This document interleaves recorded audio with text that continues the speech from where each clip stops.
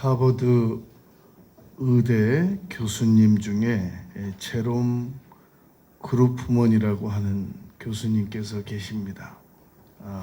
이분께서는 컬럼비아 의대를 수석으로 졸업하고 그곳에서 박사과정까지 마치셨던 그런 분입니다.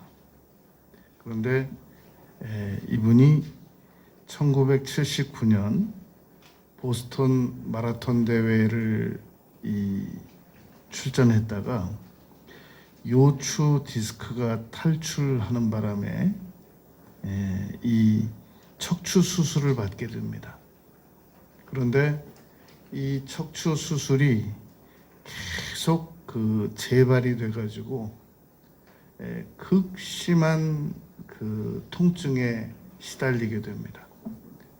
얼음팩을 놓고 그 위에서 허리를 이렇게 얹어놓고 몇 개월을 지내기도 하고 계속 재발이 되는 겁니다. 그래서 많은 의사 선생님들을 만났지만 해결이 나지 않아서 이 비버리 힐스에 있는 그 정형외과 의사 선생님을 찾아갑니다. 그랬더니 다 설명을 듣고 척추 유압술이라고 하는 방식으로 수술을 해봅시다 라고 제안을 받습니다. 그래서 수술을 했는데 극에 달하는 통증과 고통을 경험하고 이게 척추는 낫지 않는 겁니다. 그래서 이 선생님에게 다시 찾아갔더니 재수술을 하는 수밖에는 없겠다. 그렇게 이야기를 합니다. 그래서 결국 많은 고생을 하다가 제임스 레인빌 척추 전문 의사 선생님을 찾아갑니다. 이 제임스 레인빌 선생님은 침례교 계통의 그 정형외과 병원 의사 선생님이었습니다. 그런데 이 제임스 레인빌 선생님이 뜻밖의 말을 합니다. 당신은 이 희망을 포기하고 고통의 신을 숭배하고 있는 중이시군요. 이렇게 말을 합니다. 아니 지금 척추 고장나서 치료받으러 사방팔방을 돌아다니고 있는 이 똑똑한 의사 선생님이란 말입니다.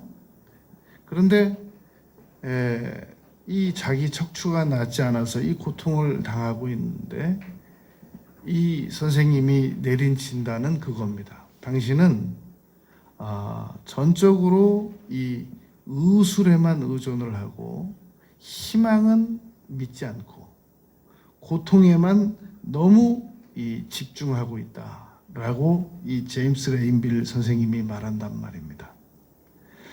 오늘 우리가 이제 이 세 가지를 다룰 것입니다. 첫째는 희망의 정의를 다루고, 두 번째는 희망을 가지게 되면 어떤 일이 일어나는가, 정상적인 희망을 가지게 되면 어떤 일이 일어나는가, 그리고 오늘 세 번째로 본문에서 말씀하는 희망은, 하나님께서 예레미야 선지자를 통해서 우리에게 말씀하시는 희망은 무엇인가, 이 세 가지를 생각할 겁니다.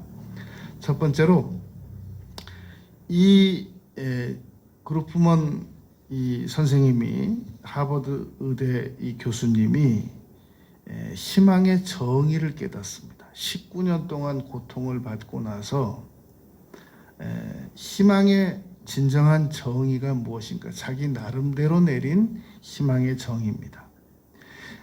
살아가다가 잘 되겠지, 해결되겠지라는 낙관주의는 희망이 아니라는 겁니다.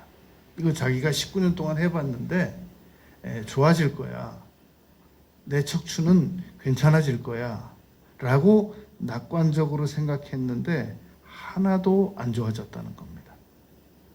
그리고 이분이 내리는 겁니다. 생각하는 겁니다.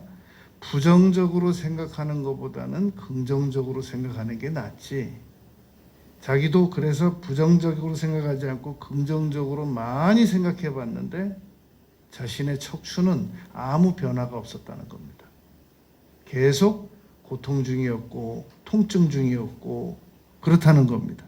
그래서 자기가 깨달은 것은 소극적인 낙관주의와 소극적인 긍정주의적 사고는 잘못하면 사람을 망상적 사고로 끌고 갈 수 있다라고 생각을 한 겁니다.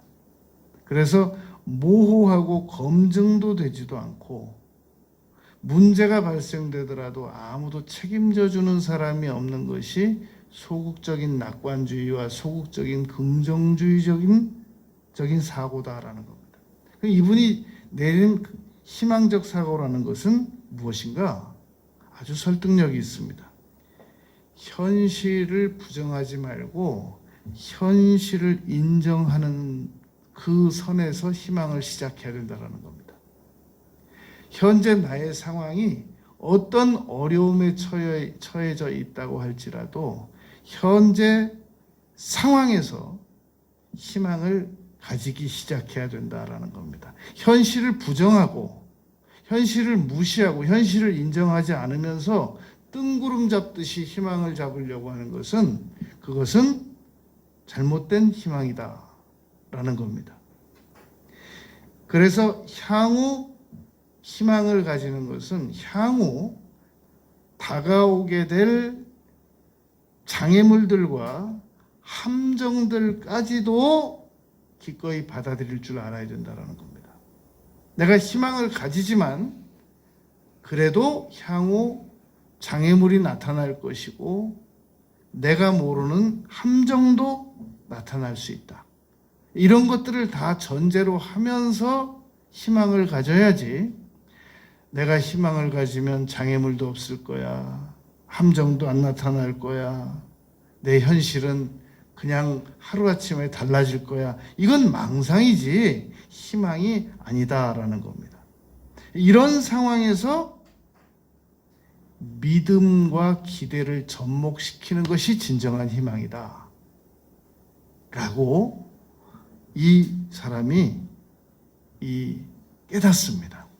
그러니까 제롬 그루프먼 이 교수님께서 19년 동안 척추 질환으로 고통을 받으면서 깨달은 내용입니다. 이것은 아주 성경적으로 저희 틀리지 않은 정확한 생각입니다. 이분이 이제 19년 동안 고통받고 나서 아주 중요한 지금 질병을 앓는 분들에게 아주 중요한 이 지침을 제공합니다. 많은 환자들이 어떻게 하면 질병이 나을 수 있느냐라고 자신에게 묻는다라는 겁니다. 그러면 이렇게 얘기를 해준다는 겁니다. 하나님, 이분이 하나님이라고 그래요. 하나님, 이 의사 선생님을 통해서 저를 고쳐주세요라고 기도를 드리라는 겁니다. 혼자서 고침받는 건 불가능하니까 하나님, 이 의사 선생님에게 지혜를 주셔서 저를 고쳐주세요라고 기도를 드리라. 세상에 이런 의사 선생님이 어디 있습니까? 이것은 자신이 철저하게 고통을 당해보고 나서 이 신앙적으로 성경에 위배되지 않는 희망을 정립한 후에 할 수 있는 말이란 말입니다. 그래서 이분이 희망의 정의를 내린 거, 현실에 뿌리를 두라. 향후 나타날 장애물과 함정들까지도 이상한 일 당하는 것처럼 받아들이지 말고 사실로 받아들이라. 그리고 믿음과 기대를 접목시켜라. 그것이 희망이다.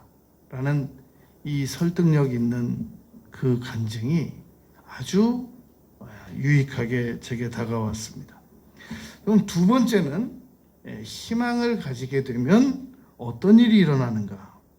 이분이 이제 엔돌핀과 엔케팔린이라고 하는 이 호르몬이 자기에게 그 통증을 막아주고 그리고 통증을 감해준다는 사실을 이 의사니까 알게 됐단 말입니다. 그런데 확신을 할 수 없는 거예요. 왜냐하면 계속 척추 질환이 재발되니까. 그래서 이 브루스 코원이라고 하는 하버드 의대 정신과 이 의사 선생님을 만납니다. 찾아갑니다. 그래서 이 브루스 코원에게 질문을 던지는 겁니다. 선생님은 희망이라는 것이 환자 치유에 도움이 된다고 생각을 합니까? 라고 묻습니다. 그랬더니 이 브루스 코원 정신과 그 의사 선생님이 나는 희망이 환자들의 치유를 돕는다는 것을 절대로 믿습니다. 그러면서 이 찾아간 이 제롬 그루프먼이 생각하지도 못한 추가적인 얘기를 합니다. 무슨 얘기를 하냐면 플라시보 현상을 자세히 설명해 주는 겁니다. 플라시보 현상이라는 게 환자에게 어떤 역할을 하는지에 대하여 설명을 해 주는 겁니다. 원래 이 플라시보라는 말은 카톨릭 그 신도들이 죽은 자들을 위해서 저녁에 기도하는 그 라틴어에서 나온 이 단어가 바로 이 플라시보 단어라는 것을 설명을 해줍니다. 그러면서 자기가 실제 이 인턴 시절에 해봤던 일들을 경험으로 얘기를 해줍니다. 식염수를 투입을 하면서 모르핀 효과를 낼 수 있느냐 하는 문제를 해봤는데 이게 되더라는 겁니다. 몰핀을 맞은 것처럼 사람들이 믿는다는 겁니다. 또 하나는 무릎 통증이 극심한 사람들에게 무릎 수술을 실질적으로 시키지 않으면서 표면에만 이 미세한 자극을 주면서 수술을 한 것처럼 얘기했을 때 이 사람들이 무릎의 통증을 전혀 느끼지 않는 그런 체험과 경험을 얘기를 해줍니다. 그래서 이 브루스 코원, 그러니까 이 그루프먼 하버드 의대 교수님께서 만난 많은 의사 선생님들 중에서 이 제임스 레인빌 그 선생님을 만나가지고 당신은 희망을 믿지 않는군요. 당신은 이 고통의 신을 숭배 중이군요. 라는 충격적인 얘기를 듣고 그리고 브루스 코원 교수님을 찾아가서 상담을 한 겁니다. 그리고 플라시보 현상에 대해서 얘기를 듣고 희망은 사람을 강력하게 치유하는 힘이 있다라는 사실을 믿게 된 겁니다. 여러분 오늘 우리가 이 본문을 자세히 보겠습니다. 세 번째로 오늘 이제 본문 해석을 볼 겁니다. 예레미야 29장 11절, 12절, 13절 말씀입니다. 29장 11절에 보면은 나의 생각을 내가 아나니 라고 하나님께서 예레미야 선지자에게 말씀하십니다. 왜 이 말이 나왔느냐면은 이 29장 전후 맥락을 보면 이런 겁니다. 하나님께서는 예레미야 선지자에게 이스라엘 백성들에게 바벨론으로 끌려가서 70년 후에 돌아온다고 얘기를 해라 라고 예레미야 선지자를 통해서 말씀하셨단 말입니다. 그런데 거짓 선지자들이 막 산발적으로 나오는 겁니다. 왜냐하면 누가 자기 본국 고향을 떠나서 바벨론에 가서 이방 땅에 가서 70년 있다가 돌아오고 싶겠어요. 끌려가고 싶지도 않고 믿어지지도 않고 믿고 싶지도 않았겠죠. 그러나 하나님께서 이스라엘 백성들을 애굽에서 430년간 훈련을 시켜서 불러내셨는데도 멀리도 안 가고 그냥 시내산에서 우상 숭배를 다시 시작하잖아요. 금송아지 만들어 놓고. 그리고 수없이 많은 인내와 훈련을 거치는데도 이스라엘 백성들은 바알 신을 섬기고 아세라 신을 섬기고 계속 그 이스라엘의 왕들도 이 이방 신들을 섬기고 그러했단 말입니다. 그러니까 도저히 안 되겠으니까 북이스라엘도 결국은 포로로 끌려가게 하시고 남유다도 결국은 북이스라엘은 아수르에게 끌려가게 하시고 남유다는 바벨론에 끌려가게 하시고 극단적인 처방을 내리셨단 말입니다. 너희들은 바벨론에 가서 70년 동안 이방 체제 하에 지배를 받다가 돌아와야만 그래야만 정신을 차리지 그러지 않고는 안 된다라고 하나님께서 처방을 내리신 겁니다. 여러분 애굽에서 430년 훈련시키고 바벨론에 가서 70년을 훈련시키고 그것도 안 돼가지고 또 로마에게 식민지를 생활하게 하셨잖아요. 사람은 여러분 쉽게 달라지지 않습니다.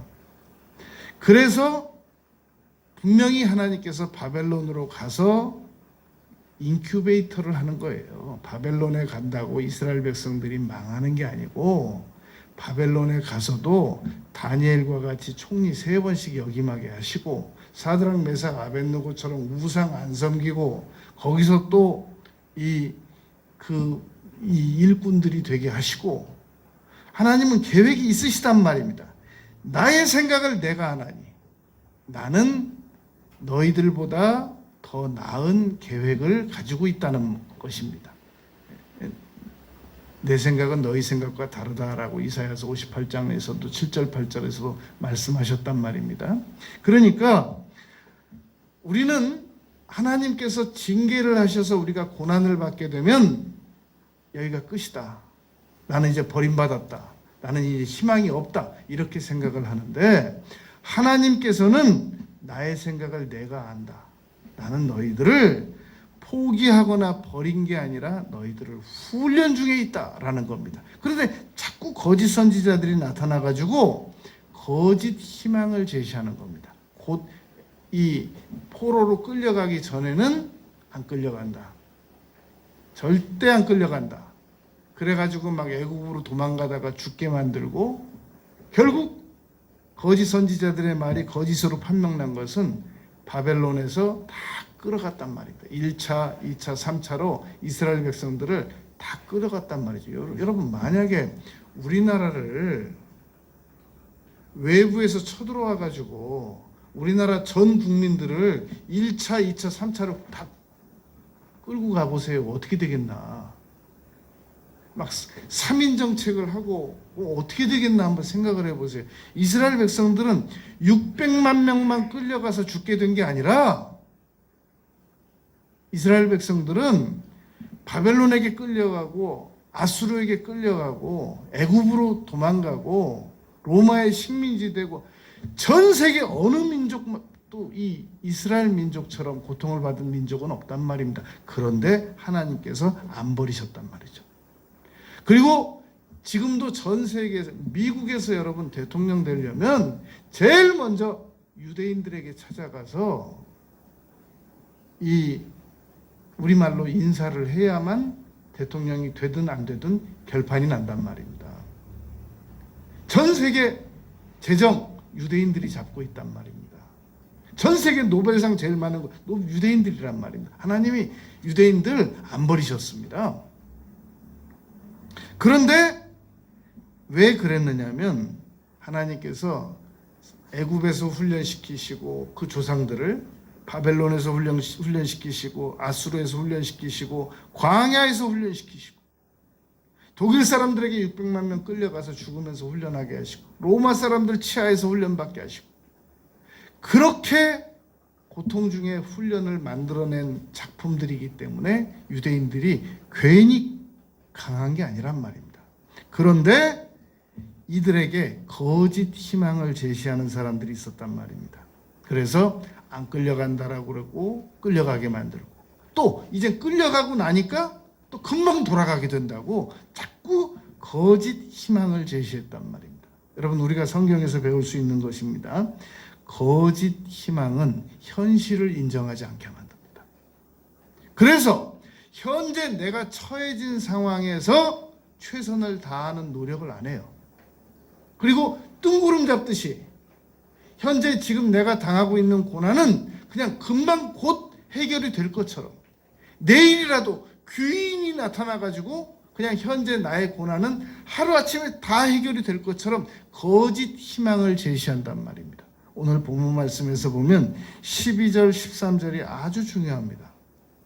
진짜 희망을 가지게 되면 내가 너희에게 주고자 하는 것은 평안이고 재앙이 아니고 너희에게 희망을 주려는 것인데, 진짜 희망을 가진 사람은, 정상적인 희망을 가진 사람들은 12절 13절 기도한다는 겁니다.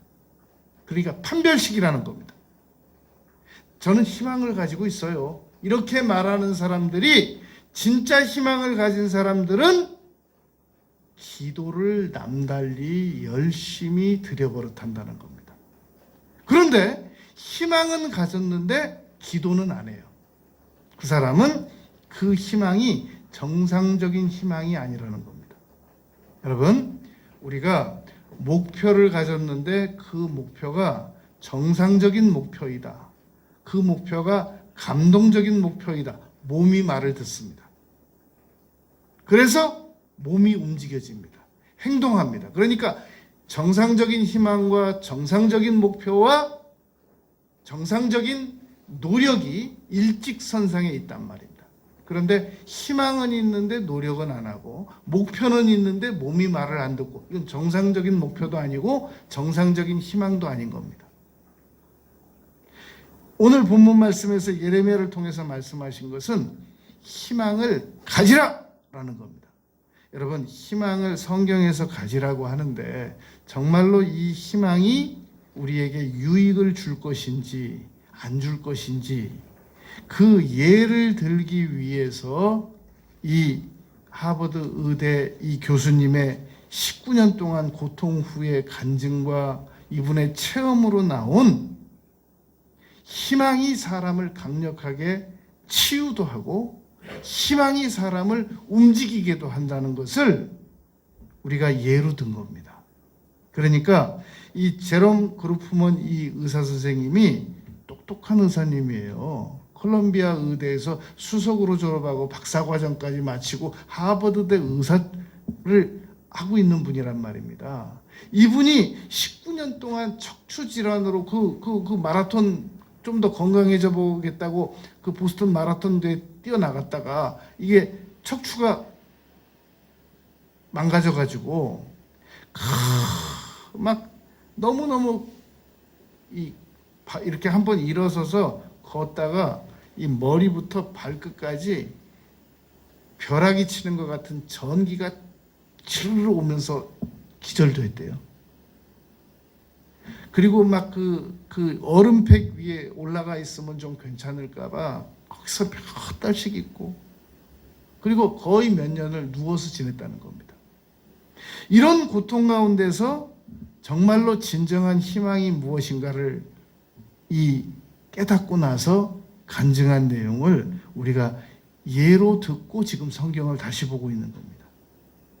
오늘 본문 말씀에서 하나님께서 우리에게 주신 희망을 정상적으로 붙든 자는, 그 붙든 사람은 몸이 말을 듣고 그리고 행동을 하게 하고 특별히 기도를 열심히 한다라는 말입니다. 너희가 내게 부르짖으며 내게 와서 기도하면 내가 너희들의 기도를 들을 것이요.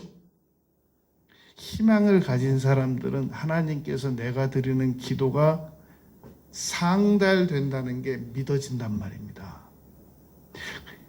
정상적인 희망을 가지지 않은 사람들은 내가 드리는 기도가 하나님께서 과연 들어주시겠는가라고 믿어지지 않는단 말입니다. 그런데 오늘 본문 말씀에서 내가 너희들의 기도를 들을 것이요, 너희가 온 마음으로 나를 구하면 나를 찾을 것이요, 나를 만나리라. 여러분, 이 하나님께서는 우리가 하나님을 기다리는 것을 굉장히 좋아하십니다. 우리는 하나님 기다리는 걸 아주 딱 질색이잖아요. 어떤 사람은 사람하고 약속하고도 그냥 상대방이 조금만 안 나타나면 가차없이 일어나서 가는 사람들이 있단 말입니다. 예, 나에게 이렇게 나를 기다리게 하는 사람은 나를 안 만난다. 바빠서 그러겠지만 간절함이 없어서 그러는 겁니다. 하나님을 왜 못 기다리느냐? 이사야서 25장 9절에 보면 우리가 그를 기다렸으니 그가 우리를 구원하시리로다. 여러분, 사람은 사람을 기다리게 해놓고 보상을 안 해주는 경우가 많습니다. 미안합니다. 그러고 끝나고 아무 보상도 안 해주는 사람이 많단 말입니다. 그런데 하나님께서는 우리를 기다리게 하신 것만큼 30배, 60배, 100배로 보상을 해주십니다. 그것이 우리가 하나님을 기다릴수록 아무 손해도 나지 않는다는 증거란 말입니다. 이사야서 26장 8절에 보면 여호와여 우리가 주를 기다려 싸우며, 우리가 기다리면 하나님께서 우리를 충분히 보상해 주신단 말입니다. 이사야서 30장 18절에 보면 여호와께서 기다리시나니 그를 기다리는 자마다 복이 있도다. 여호와를 기다리는 자마다 복이 있대요. 이사야서 30장 18절. 여러분, 혹시 그 주인에게 버림받은 그 반려견들이 그 버림받은 곳에서 어디로 안 떠나고 몇 년씩 기다리고 있다는 그 유튜브 내용을 종종 보신 적이 있습니까? 저도 본 적이 있는데요. 끝내 주인이 안 돌아오고 그렇게 해서 다치거나 죽거나 그런 반려견들이 꽤 많이 된다는 겁니다. 여러분, 하나님께서는 우리가 기다리는 줄 아는데 안 찾아오는 경우는 없어요. 다 보고 계신단 말입니다. 그래서 이사야서 40장 31절에서 오직 여호와를 앙망하는 자는, 기다린다는 겁니다. 이 말씀도 새 힘을 얻고 독수리가 날개치며 올라감 같을 것이고 달려가도 이 곤비하지 아니하겠고 걸어가도 피곤하지 않겠다고 하나님께서 이사야 선지자를 통해서 말씀하셨단 말입니다. 우리가 장기적으로 볼 때 여러분, 기도 저는 10년 드려도 아무 변화도 없어요. 10년 기도 드렸는데 아직 응답이 안 온 거는, 응답 오면 여러분 아주 대단히 크게 옵니다. 예, 적금도 오래된 것을 나중에 받을 때 아주 그 보상이 풍부한 것처럼 오래 기도했는데 응답이 안 온 거 있잖아요. 그거 계속 인내하고 포기하지 않고 기도드리면 놀라운 응답이 오게 된단 말입니다. 여러분, 우리는 지난 주간에 왜 기도드려야 되느냐에 대해서 분명한 대가, 값을 치르기 위해서 기도를 드려야 된다라고 말씀을 나누었었습니다. 어떻게 기도를 드려야 되느냐? 입으로 시인해서 간절하게 기도를 드리면 하나님께서 우리를 반드시 응답해 주신다고 우리는 지난 주간에 생각했었단 말입니다. 여러분, 우리가 간절하게 기도드리면 희망이 완성됩니다. 우리가 간절하게 기도를 드리면 우리가 희망하는 것들이 무산되지 않고 결국은 이루어지게 된단 말입니다. 그러므로 희망을 가지지 않고 살아가는 것은 죽음의 병에 걸린 것과 마찬가지다라고 말한 분이 있었습니다. 덴마크 출신입니다. 키에르케고르이 그렇게 말했단 말입니다. 희망을 가지지 않고 살아가는 것은, 그것은 죽음이라고 하는 질병에 걸렸기 때문에 그런 사람들만 희망을 안 가지는 것이지, 정상적인 사고를 가진 사람들은 희망을 가지고 살아가야만 한다라는 겁니다. 여러분, 우리가 정상적인 희망을 가지고 정상적인 목표를 가지고 있는 사람들은 기도드립니다. 간절히 드립니다. 그리고 정상적인 이 하나님 앞에 상급을 받을 사람들은, 여러분 벌써 사람도 딱 보면 알잖아요. 저 사람 뭐가 돼도 되겠다. 그 사람들은 그냥 노력만 하는 게 아니라 반드시 희망이라는 걸 가지고 있단 말이에요. 저 사람 뭐가 돼도 되겠다. 그냥 묵은 거로 얘기하는 게 아니란 말입니다. 목표를 바라보고 나가기 때문에 저 사람이 뭔가 되겠다라고 주변에서 추측하는 거란 말입니다. 아무 목표도 없고 아무 희망도 안 가진 사람에게 저 사람 뭐가 돼도 되겠다. 되긴 뭐가 돼요. 그냥 밥 먹고 근근히 살죠. 한 사람이 무엇인가를 이루어내려면 그 생각 속에 남다른 강력한 희망이 있어야 된단 말입니다. 그리고 남다른 강력한 목표가 있어야 된단 말입니다. 근데 희망과 목표만 가지고는 안 된다라는 게 오늘 예레미야 선지자를 통한 하나님의 지침이시란 말입니다. 그럼 뭐가 더 있어야 되느냐? 기도가 있어야 된다는 거예요. 강력한 희망, 강력한 목표, 거기에 기도가 있어야 된다는 겁니다. 반드시 내가 들어줄 것이다. 너희가 온 마음으로 나를 구하면 나를 반드시 찾고 반드시 만나줄 것이고 내가 너희들의 기도를 반드시 들어줄 것이다. 그러니까 부르짖으라 그러잖아요. 예레미야 지금 29장에서 너희가 내게 부르짖는다라는 말씀을 기록했지만 여러분 예레미야 33장 3절에서 너는 내게 부르짖으라는 말, 같은 부르짖으라는 표현이 같은 선지자 예레미야를 통해서 말씀하신 것이잖아요. 여러분 오늘 늦지 않았습니다. 오늘은 내일보다 하루 빠릅니다. 오늘부터 다시 강력한 희망을 붙잡고 강력한 감동적인 목표를 붙들고 그리고 간절히 기도드리면서 살아나가는 우리 모두가 되시길 바라겠습니다.